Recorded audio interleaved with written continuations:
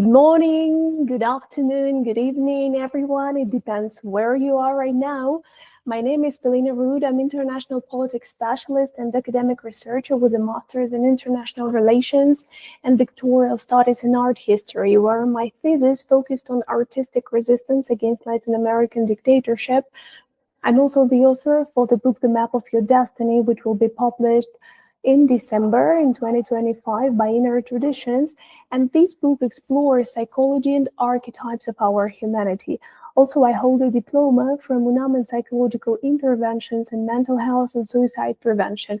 And all these activities and researches led me to co-found this NGO, The World Hurts, or El Mundo Duele, that is in Spanish language. And today we are going to speak about our NGO, what we do, but also we are going to discover whether it is possible to have eco-social awareness, but psychologically sustainable. So let me ask you at first a very simple question. What does it mean to dedicate your life to a cause? So at first glance, the answer seems self-evident. It means working relentlessly, confronting obstacles, and striving for change. Yet in practice, it often means something far less glamorous, being misunderstood, misrepresented, and at times outright ignored, even by those closest to you. How many of you have ever felt deeply invested in something only to have others dismiss it as an unimportant thing, or sometimes even worse, respond with polite indifference? If you have ever had to explain your passion multiple times before someone finally took it seriously, then you already have something in common with activists. For example, Flavia Perfoni, an Argentinian activist, knows this experience very well. As the co-founder of Extinction Rebellion in Argentina and the author of influential works such as Extinction and Collapse, she has shaped environmental policy at high levels. And yet, despite these credentials, for years she grappled with a familiar frustration, the feeling that her work was not taken seriously. And at one point, she discovered that even her own parents, could you imagine that, did not fully recognize the significance of what she was doing until much, much later.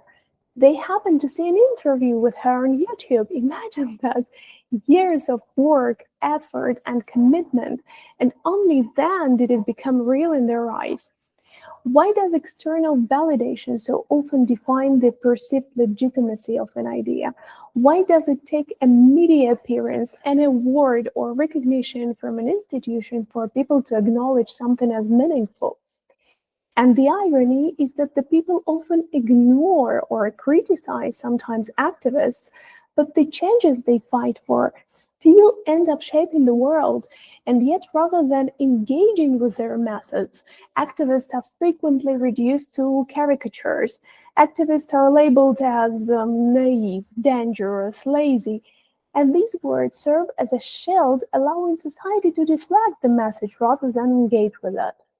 And this is not just an inconvenience, it is a risk, because activists do not only encounter resistance from governments and corporations, the expected source of opposition, right? But more often than not, they are judged by society itself. The very people, the very communities they seek to protect, improve, these communities, they often become the toughest critics. And research confirms that these labels are not just harmless. Studies such as those by Bashir and colleagues show that when activists are framed as radical or aggressive, public willingness to support their cause declines. And these labels create distance, eroding empathy and reinforcing a sense of us versus them. And this phenomena is not limited to activists. Increasingly, we see it applied to scientists. While working to uncover the truth of our climate crisis, they are being attacked by far-right conspiracy theorists for speaking out. They are individuals whose only mandate is to present facts. These attacks mirror the same dynamic faced by activists: misrepresentation, ridicule, and outright denial of the urgency of their message as it is. And consider, for example, Greta Thunberg. At 15, she began a solitary protest outside the Swedish parliament, a simple sign in hands, determined to speak truth to power, and what followed was both a global movement and a campaign of intense, often vicious criticism. Her arguments were rarely addressed directly, and instead she was accused of being a puppet for foreign elites, falsely linked to figures such as George Soros and mocked at the highest levels of political power. A US president suggested she chill and work on her anger management. Across social media, attacks focused on her age, her appearance, and even her Asperger's syndrome. And let's pause here. If someone fights for their country, they are called a patriot. If they fight for their planet, they are called extremists. Why so? That is so strange, right? But this pattern is predictable. Systems of power, by their nature, prioritize self-preservation, and disruptors, whether they are scientists, activists, or teenagers with a placard, are often treated not as voices to be considered, but as anomalies to be neutralized. And the emotional toll of such treatment, particularly on a young person as here, is difficult to quantify, and yet Greta Thunberg did not retreat.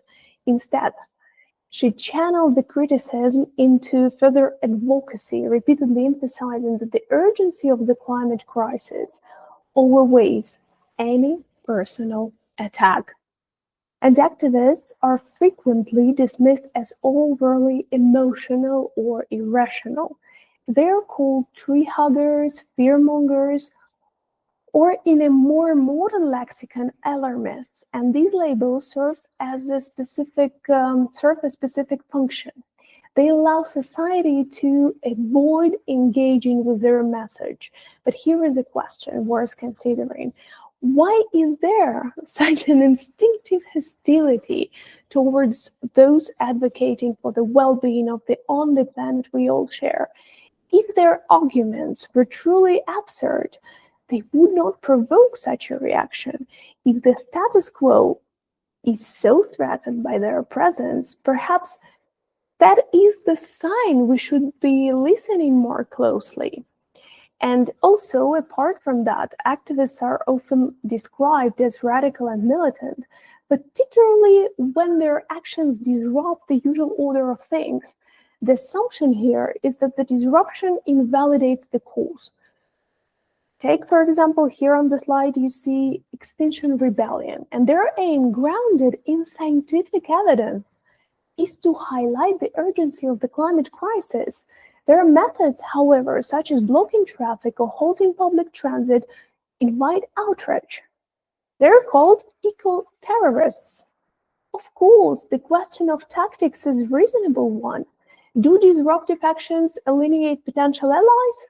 Possibly. But here is another question.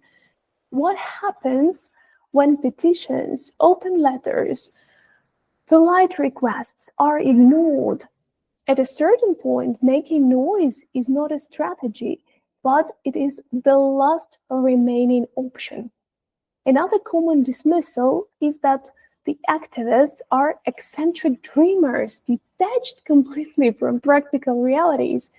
For example, animal rights activists advocating for veganism are often dismissed as unrealistic, especially in cultures where animal-based diets are deeply ingrained.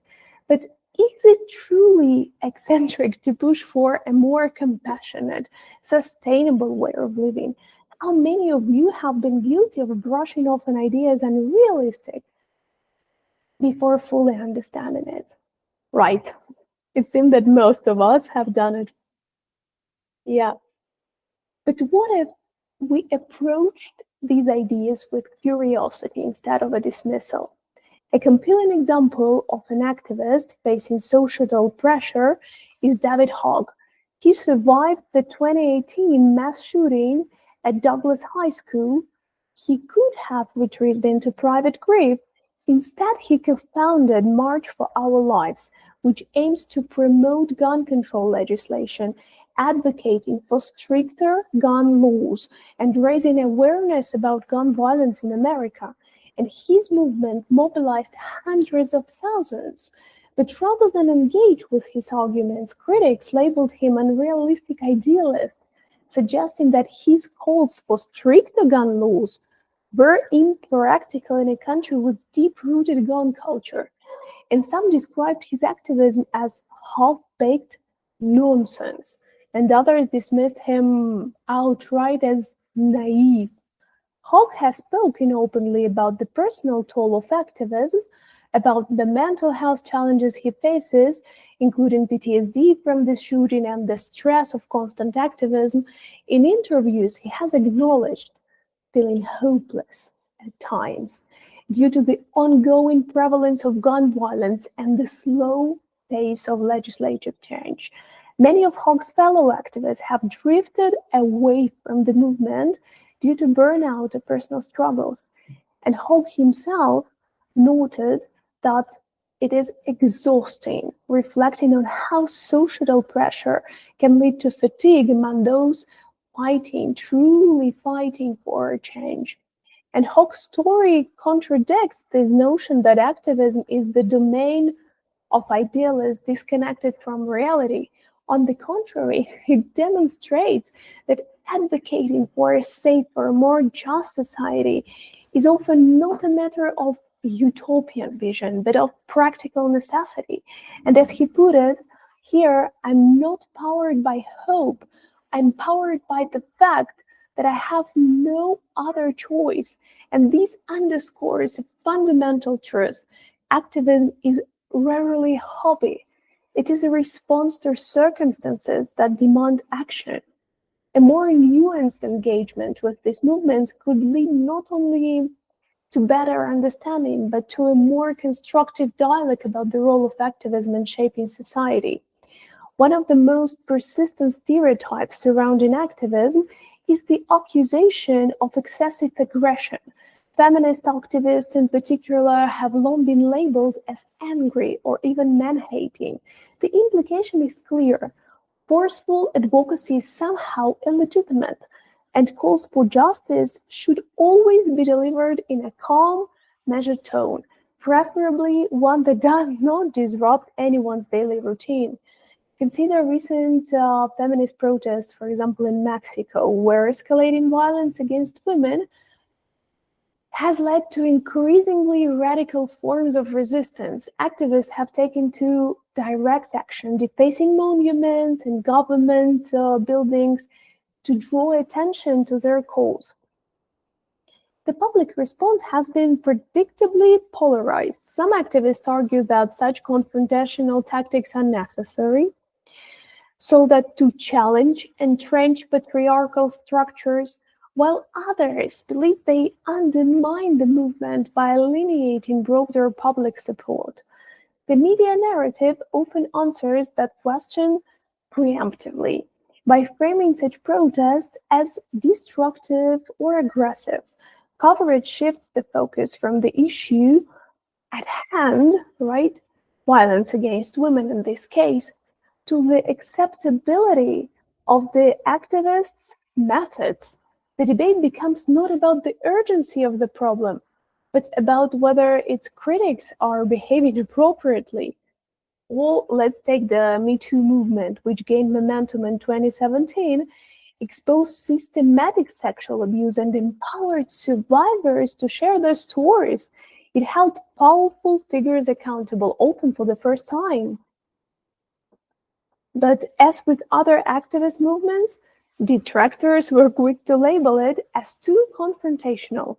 Critics claimed it fostered division, created a culture of fear, and encouraged the mob mentality in which reputations were ruined without due process. We see echoes of this in recent discourse from political leaders, including in Davos, where figures such as Donald Trump warned of the supposed dangers of woke culture. And these narratives do not simply offer critique, they frame movements like Me Too as threats rather than progress, redirecting the conversation to preserve the status quo. We don't always maybe agree, right, with activist tactics. We may find their methods disruptive, their rhetoric excessive, or their approach impractical. But isn't that true of any profession, any industry, any organized human activity? A single flawed strategy does not render an entire field irrelevant. We do not dismiss medicine because of one misdiagnosed case. And yet, when it comes to activism, the demand for perfection becomes absolute.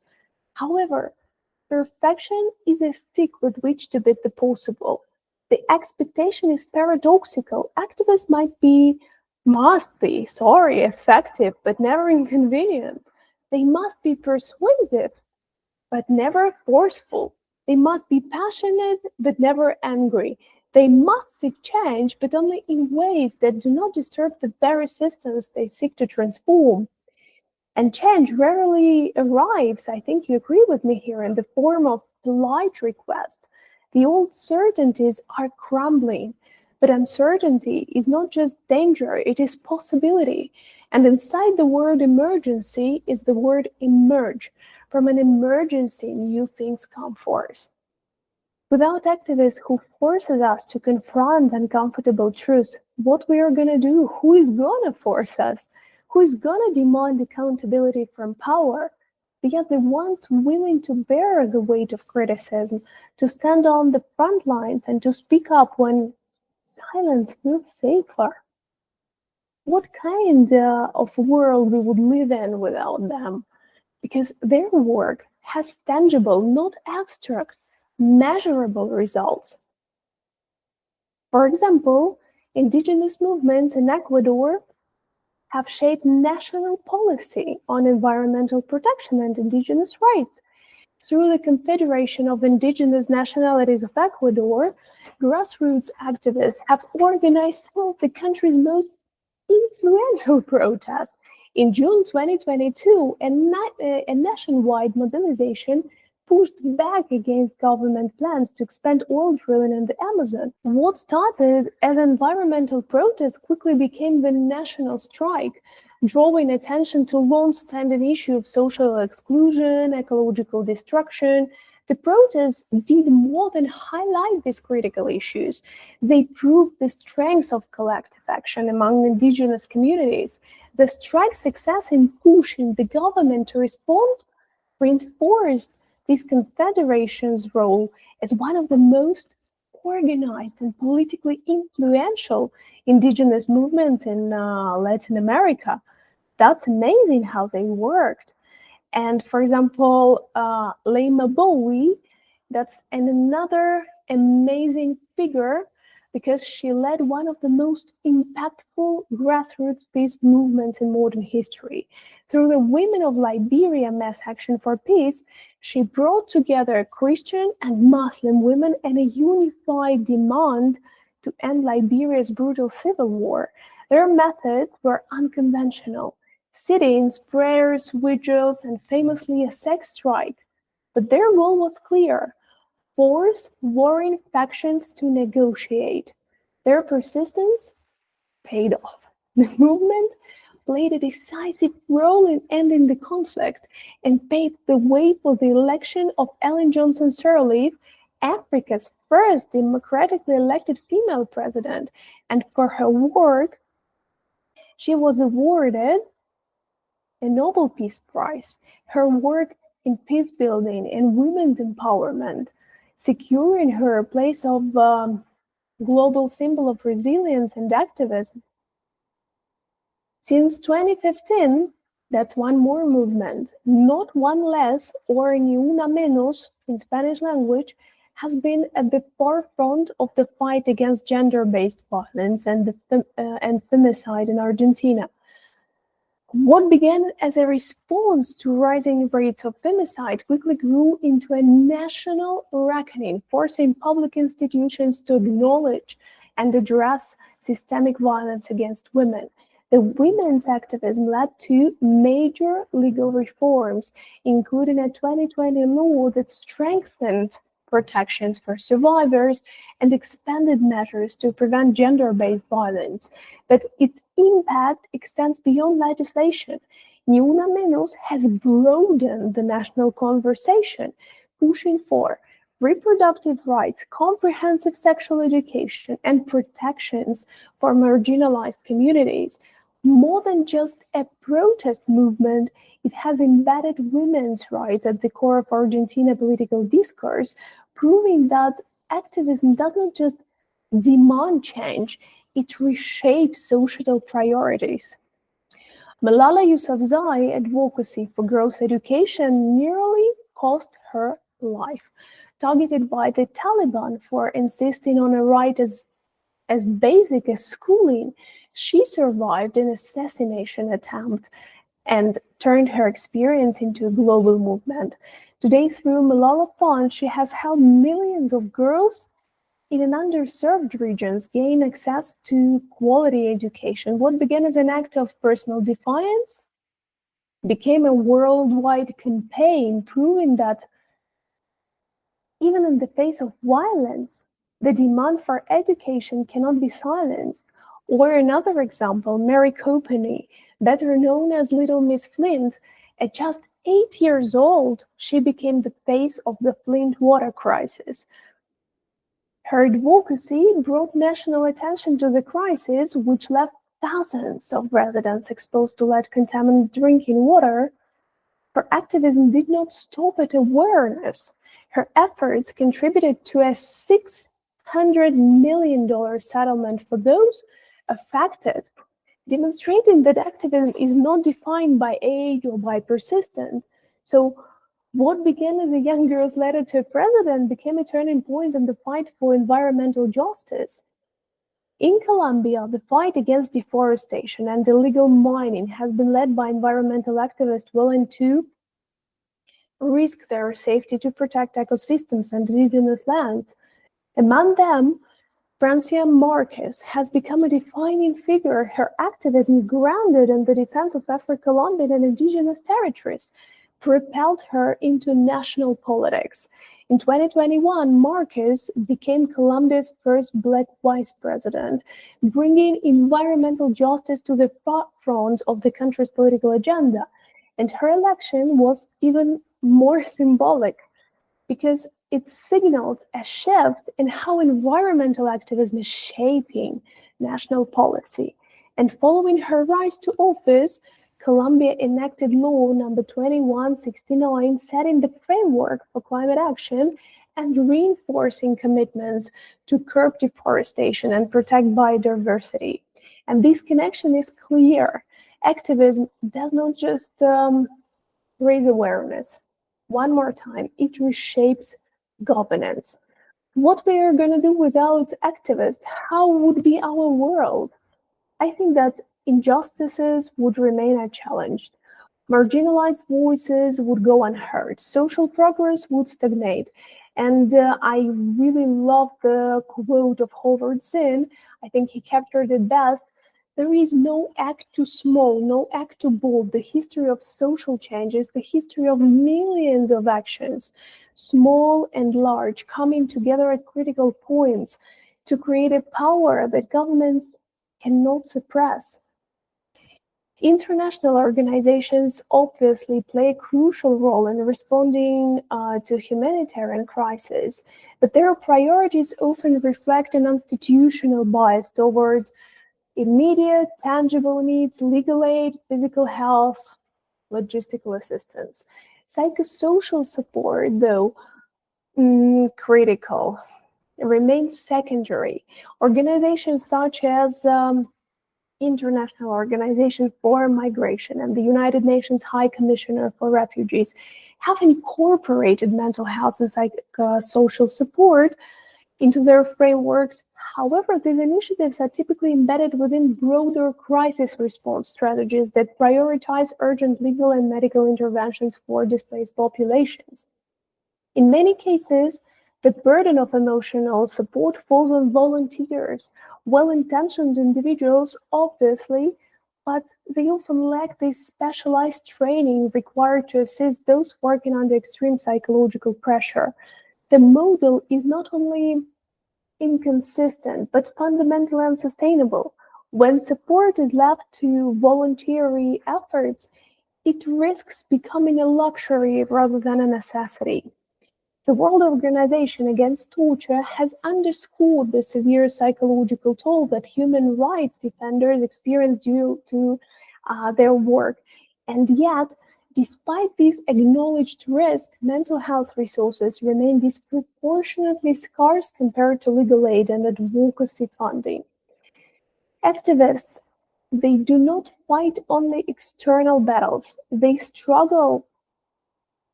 struggle is also internal, shaped by the emotional and psychological burdens that often go unnoticed. Behind every single act of defiance, every campaign, and every public stance lies a story of personal sacrifice, of stress, and in many cases, silent suffering. Within the culture of activism, deep commitment and self-sacrifice, all these things are seen as virtues. So the nature of human rights work demands resilience, often at the cost of personal well-being. And as a result, many defenders place their needs of others above their own, and self-care is frequently accompanied by guilt. So seeking support sometimes even can feel like a betrayal of their mission, one of the most significant barriers to long-term resilience. There is also the question of stigma. Activists already face scrutiny and, in some cases, delegitimization because of their work. Acknowledging mental health struggles can feel like an added vulnerability, one that could be used against them. As Jessica Sanchez, director of Consortium for Parliamentary Dialogue and Equity in Oaxaca, explains, they identify so strongly with their work that vulnerability becomes difficult to accept. Many struggle to express their emotions, and they do not connect with fear, helplessness, or sadness. Instead, they wear "I can handle it" attitude, which becomes an exhausting weight. The superhero cape, that is the problem. So in conflict zones and politically repressive environments, violence is not just a threat, it becomes normalized. And human rights defenders working in these conditions often stop recognizing their own suffering. Elena Ansari describes this reality as when you live under a constant war and attack, you normalize this violence and you don't think you should treat yourself in a very special way. In the fall of 2020, Nalaya Dari noticed a really very small but unmistakably noticed sign that something was wrong. Because while doing her hair, she felt an empty space on her scalp. She ran over to her mirror and grabbed a second, smaller compact to take a closer look. And there was a bald spot that was forming. For months, she had been organizing protests against racial injustice and police brutality in New York City. So the work obviously was demanding, both physically and emotionally, but she saw it as necessary, an unavoidable cost of fighting for change. Like many activists, she had internalized the mindset that rest was secondary, that exhaustion was simply part of the job. I will sleep when I'm dead. Then the sign became harder to ignore. The bald spot grew, painful cystic acne appeared, and her body was breaking down before she was willing to acknowledge what was happening. And she said that even though I wanted to keep going, I couldn't keep fighting my body. My body was screaming at me that I needed rest. And activists, they do not just witness injustice, they absorb its consequences. And for many, prolonged exposure to violence, to discrimination and systemic oppression creates lasting psychological scars.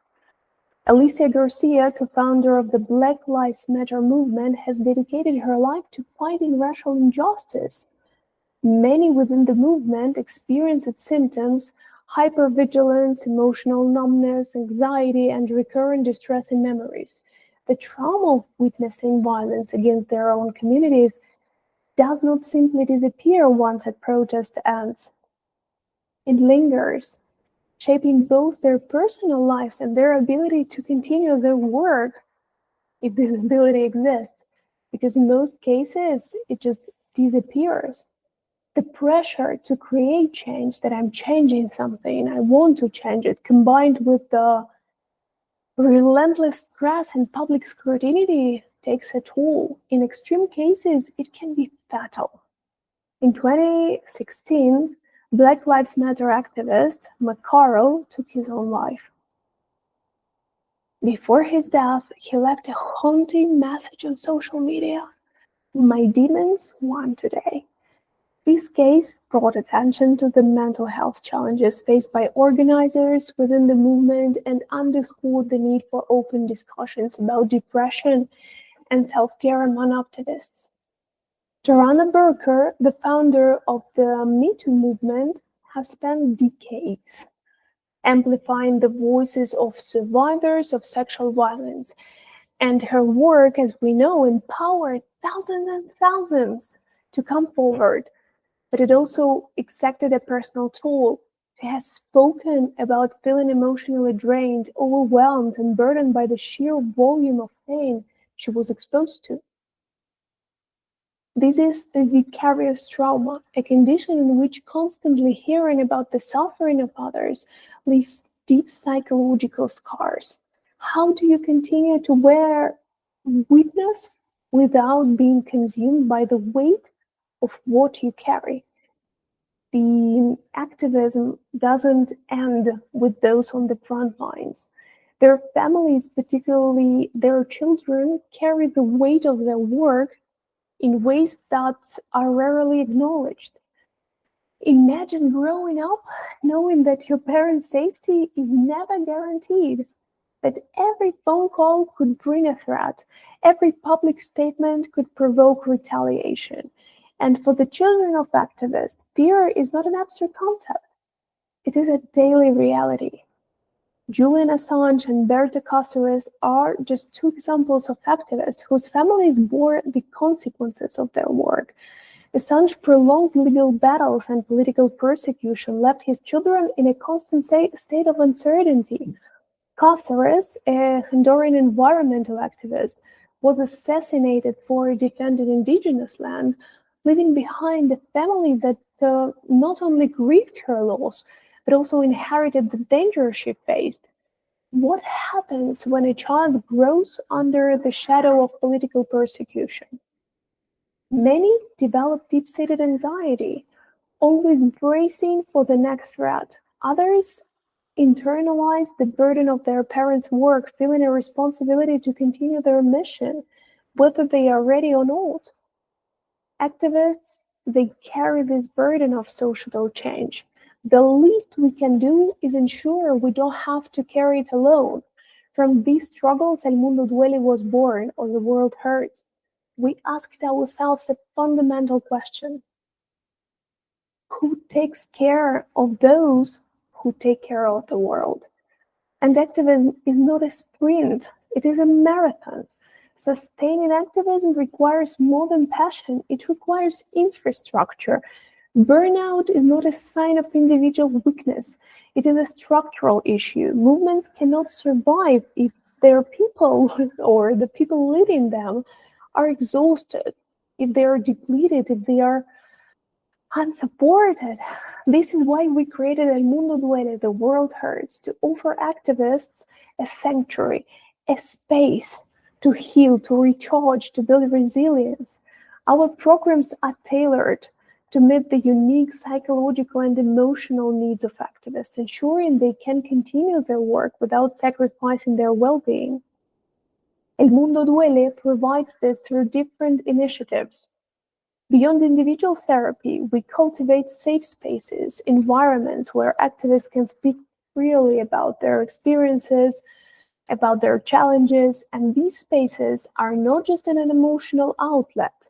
They are strategic resilience tools that we dedicate time to, resources, commitment.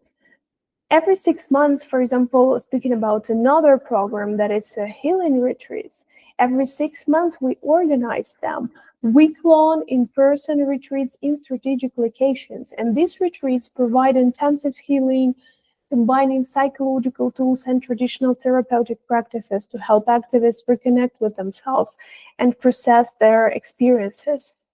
Also, we're developing right now mutual support forum.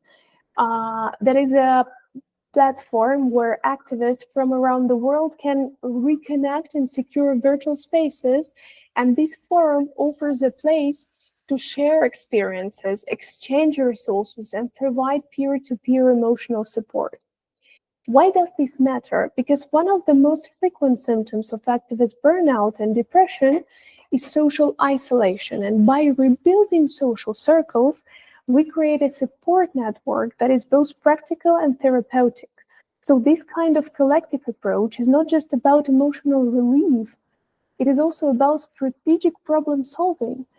A psychologist, Kim Ewell, explains that we detect the problem together. The solutions may also come from the group. People have been dealing with these issues alone for too long. We need a collective response. We need to move away from an individual approach and create group-based decision-making, working with the group as a group. And another program that is called Parenting for a Possible World is designed just to support the children of activists. I have already spoken about this problem. So we aim at helping children navigate these complexities through emotional guidance, mentorship, and structured dialogue. We ensure that the next generation is not burdened by activism, but empowered by it. Sustainable activism obviously requires ongoing learning and reflection. And our monthly talks in the frames of the program Planting Seeds for Change, we invite philosophers, experts in mental health, spiritual teachers, veteran activists to offer insights, strategies, guidance. And this session tackled the psychological and emotional challenges that come with activism, helping participants find clarity and resilience. But support must extend beyond current activists. We host online conferences also for children and for young people, led by experienced change makers. And these sessions serve two purposes. First one, inspiring the next generation of activists by showing them that the change is possible. And the second one, providing therapeutic value to current activists by giving them space to share their journey, reinforcing the importance of their work. So this program was created after researching a fundamental reality. The world hurts everyone, but not everyone knows how to respond. And despite being surrounded by crises, climate change, political instability, economic uncertainty, many struggle to process and react effectively to these challenges. So how do we as people tend to respond? For some, crises trigger overwhelming dread and panic, leading to a state of hypervigilance. The mind fixates on worst-case scenarios, creating a loop of anxiety that is difficult to escape. A study found that 70% of respondents reported increased anxiety during significant global events, such as geopolitical conflicts or environmental disasters. And the more unpredictable the world feels, the more we seek control, often without success. So others, they may also react and take the opposite route, turning away entirely, ignoring the problem or downplaying its severity. And it becomes a defensive mechanism to avoid discomfort. And this is not uncommon. A record, 39% of people across various countries reported actively avoiding the news, a number that has grown in recent years. And this pattern, called news avoidance, reflects a growing sense of helplessness when faced with a flood of distressing information. Many instinctively withdraw. A third common reaction is paralysis. Rather than panicking or ignoring the crisis, some people feel so overwhelmed by conflicting information that they become stuck in indecision. A study from the Reuters Institute indicated that 70% of people felt stressed by the amount of news they consumed during major events. Too much information does not always lead to action. Sometimes it leads to complete inaction. For some, the response is escape, not through denial, but through reckless behavior. The stress of the world in crisis can push people toward unhealthy coping mechanisms, such as substance abuse, self-destructive actions, or excessive escapism.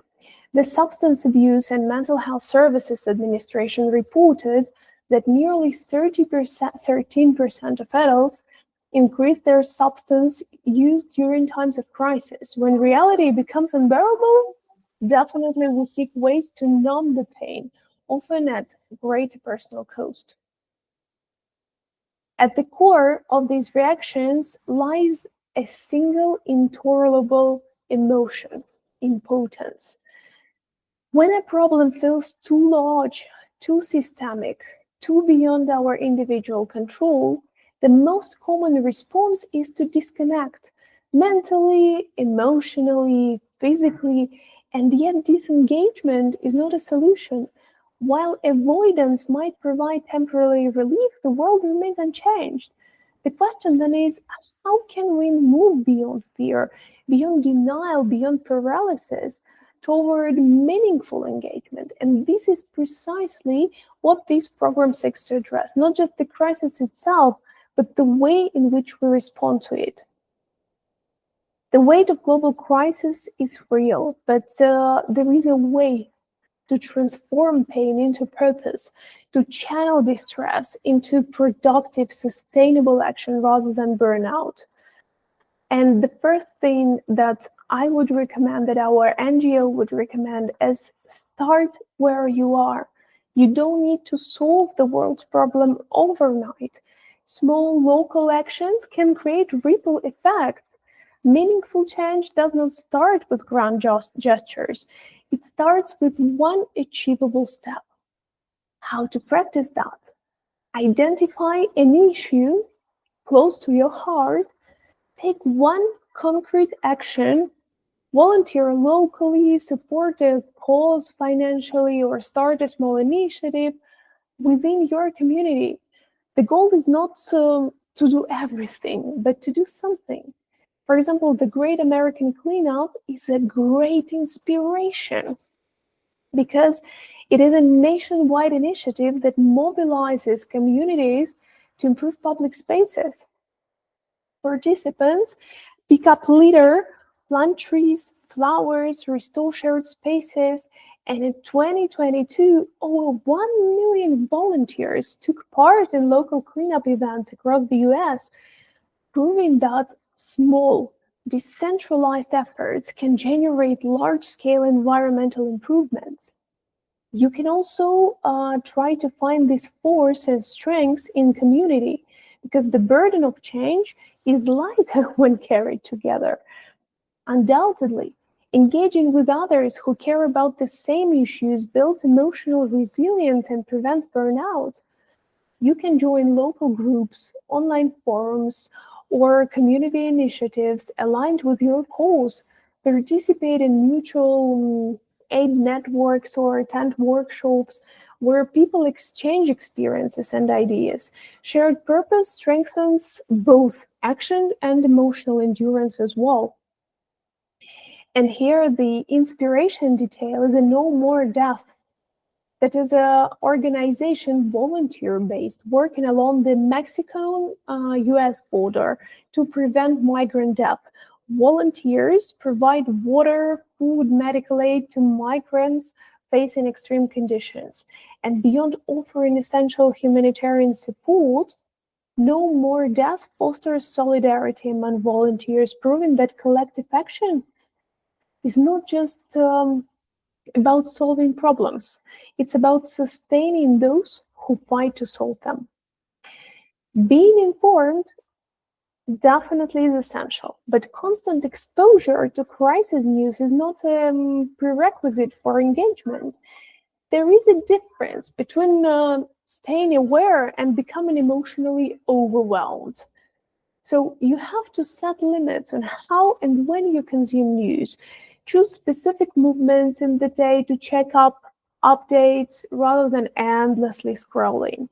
Curate your sources to include not just problems, but solutions and success stories.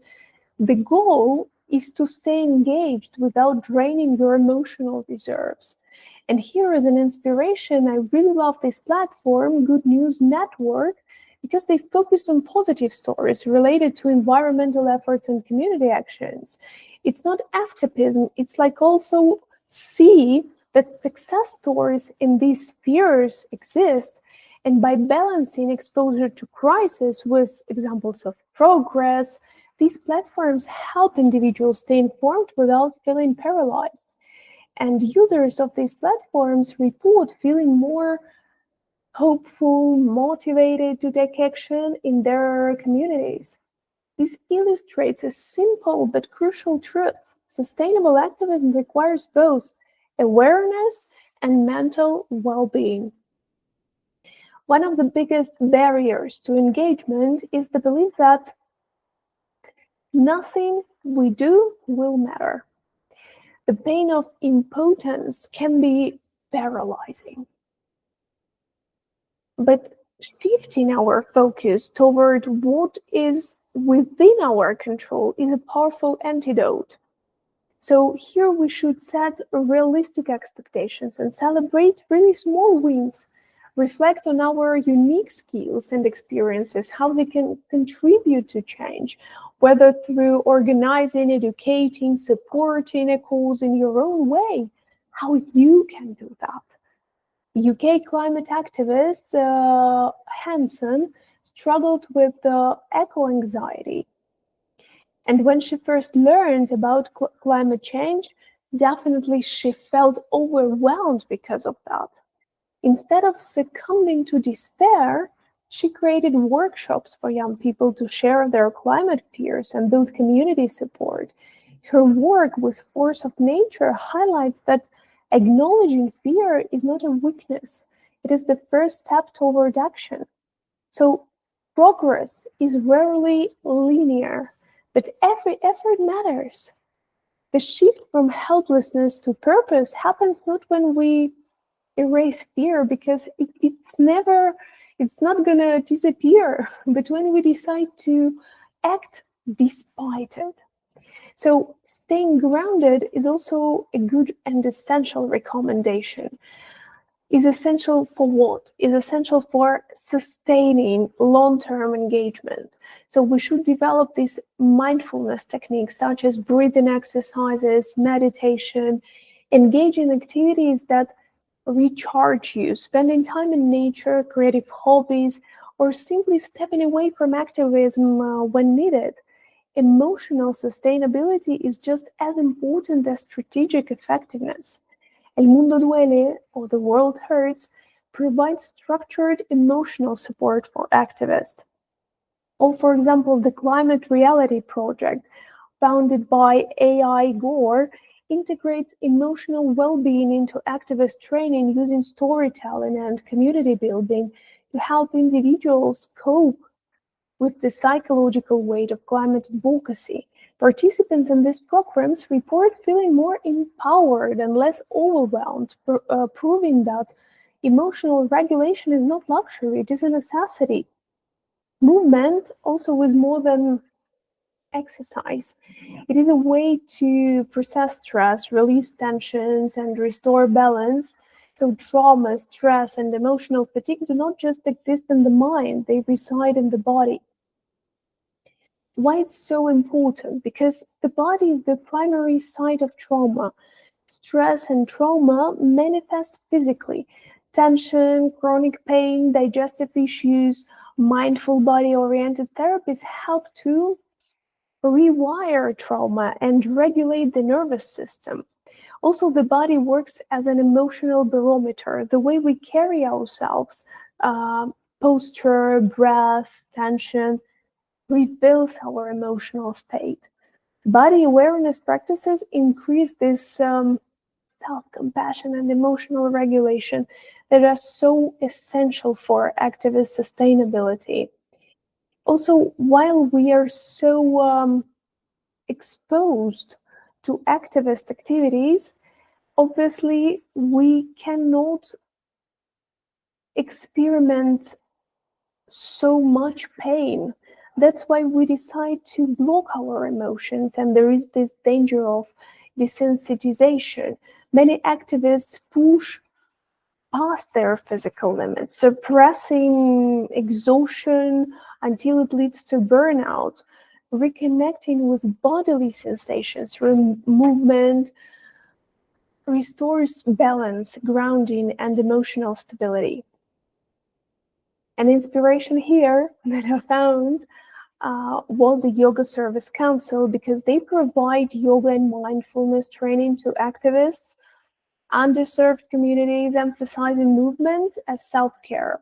So participants report improved emotional regulation, reduced stress levels, and enhanced resilience, allowing them to continue their advocacy with greater emotional stability.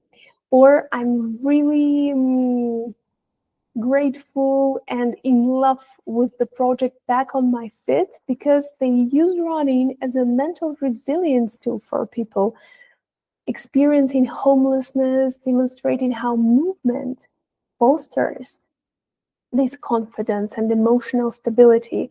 And participants often experience improved mental health outcomes, including better emotional regulation and reduced symptoms of depression and anxiety, illustrating how physical movement can foster resilience in challenging circumstances.